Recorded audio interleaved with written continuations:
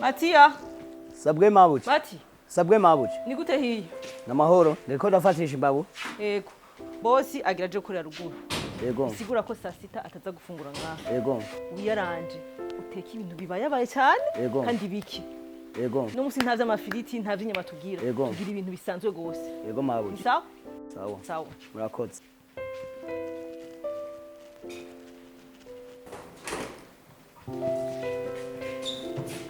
Hafashe.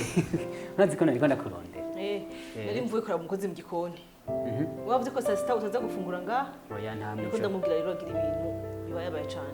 Bibaye kubera Nisi bisanzwe. hari ikintu cye nibuka. Urazi ko ibintu vyuzuye mu ngo nyinshi. Ukaje wumva ngo Serugo niwe yafungura inyama ngo abana nabo nimba bo ari mikubi nimba ari umusoma gusa canke ibiharage bitembagara. Ntibibaho. Jewe ku myaka mfisi sije nkene gufungura neza nawe.